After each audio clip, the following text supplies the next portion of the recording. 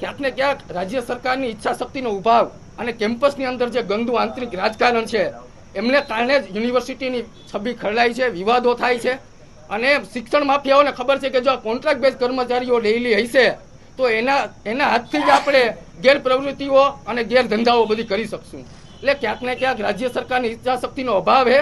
જો રાજ્ય સરકાર ધારે તો 2 દિવસની અંદર આચારસંહિતાની અંદર આ તમામ નિમણૂક કરી શકે. રાજ્ય સરકારે આ નોન ટીચિંગ સ્ટાફની અનેક વખત ભરતીની મંજૂરી આપી છે, પણ સત્તાધીશોની અણાવડતને કારણે આ ભરતી સત્તાધીશો કરી શક્યા નથી, જેને કારણે આખી યુનિવર્સિટી હંગામી યુનિવર્સિટી બની ગઈ છે. રાજકોટની અંદર 2 રાજ્યસભાના સાંસદો, 4 થી વધુ ધારાસભ્યો, 2 કેબિનેટ મિનિસ્ટરો અને આવનારા સમયની અંદર સૌરાષ્ટ્ર યુનિવર્સિટીનો જે વિસ્તાર છે તેમાં 2 કેન્દ્રીય મિનિસ્ટર હતા. તમે 400 પારની વાત કરો, સૌરાષ્ટ્ર યુનિવર્સિટીની જો ગંભીરતા લીધી હોત ને તો આ યુનિવર્સિટીની આજે હાલત ન થાત. આ યુનિવર્સિટી આજે તાળા લાગવા એવી પરિસ્થિતિ છે.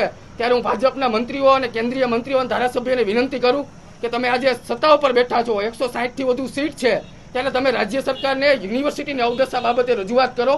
જો તમે આ બાબતે ગંભીરતા નહીં લ્યો તો તમારા અને મારા બાળકો પ્રાઇવેટ યુનિવર્સિટીમાં ફરજિયાત ના છૂટકે એડમિશન લેવું પડશે. રાજકોટ જેવા નાના ટાઉનની અંદર જો 4 ખાનગી યુનિવર્સિટી હોય તો આવનાર સમયની અંદર સરકારી યુનિવર્સિટી ગુજરાતમાં એક પણ ચાલુ નહીં રહે. એ 110% સ્પષ્ટ વાત છે.